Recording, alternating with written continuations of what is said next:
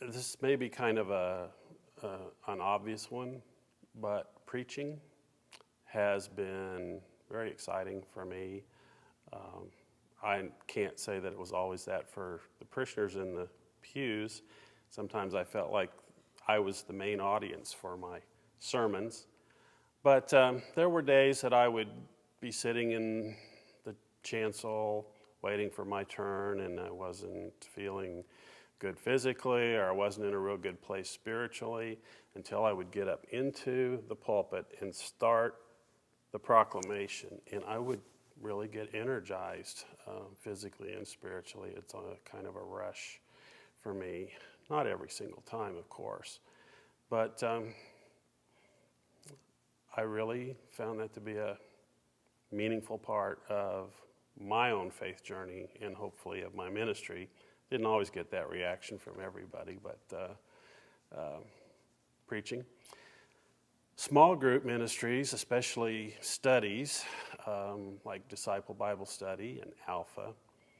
And I particularly enjoyed the times when I would see that light come on in a layperson's eyes. We would be studying something and I would say, oh, they really had an insight there. They heard God speaking to them at that moment. I was just glad to be a part of that. And I was thinking about, in that respect, I was thinking about this famous old picture, painting, or icon of Pentecost with the tongues of fire above each person's head. And I knew that there was a symbolism for the fire of purification and of energizing. But I also thought, in our culture and context today, it could easily be the light bulb going on, that was what was happening on the day of Pentecost. They finally got it. And I've been really privileged to see that happen sometimes. And also, sometimes it was the lay people that got the insight and had the word of wisdom that I needed. And I still love to quote some of my heroes. I call them my heroes and my heroines of the faith, people that really exhibited what I thought Christian discipleship is supposed to be, and not only for me, but for others in the congregation. That was a real privilege for me. And I also was privileged to be present at some very special moments in people's lives. Some of them were very painful and tragic. I was actually in the room with a family twice when their loved one took their last breath.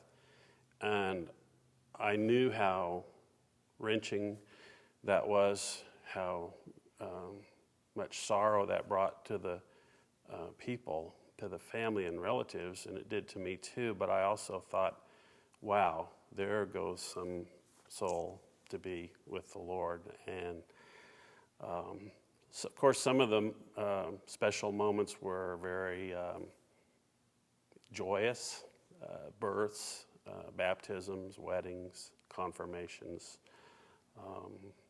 mission trips, to see people who you had to coax and prod and bargain with and all kinds to get them to go, and they would get there and they'd say, this is great, why haven't I done this before? And then they would go back. So being involved in those kind of moments in people's lives was really a very positive, enjoyable part of my ministry.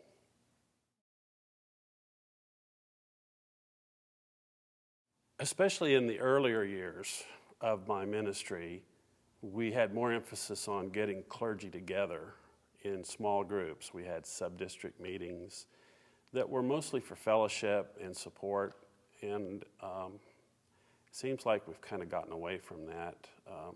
That kind of gets over into your third question about the suggestions to strengthen the connection. But in those times where clergy, brothers and sisters would get together and we would get to know each other, and we would find out what was going on in each other's churches, and we would offer suggestions and just promise to pray for each other. Those were very good times for me, professionally and personally, in the connection. I also want to say that cabinets, district superintendents, bishops, I've had good experiences in my ministry with the connection in that respect. So that's been a good, positive part of my ministry. I would just encourage more collegiality among the clergy, and to see that as an important part of making my local church better by the time that I would spend with my fellow pastors.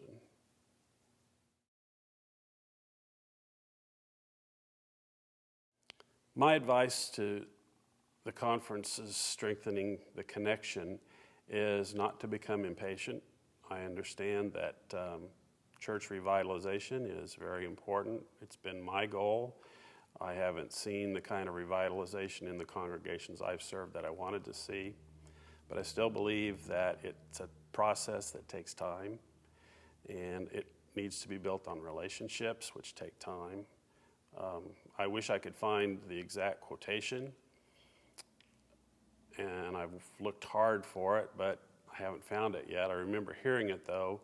It was something like this: it takes 3 years to get to know your pastor, and then 3 more years to get to trust your pastor, and then 3 more years to love your pastor. Some of those, the second 2 may need to be switched, I don't know. But I think relationships are still important, and we shouldn't become too impatient looking for results and think that there's some kind of a shortcut to those results that doesn't go through relational ministry. I also want to encourage the church, the conference, to continue to focus on Jesus. I feel very privileged that I was able to serve a church in Topeka, which is where Charles Sheldon wrote the words that would become the book In His Steps, from which we get the phrase, "What would Jesus do?"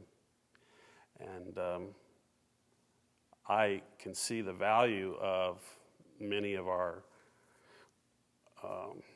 learnings from the secular world and the business models and so forth, but they always, I think, have to be evaluated with that criteria: would Jesus do this? And so as long as we stay focused on Jesus and we're patient, we'll see what God wants to see.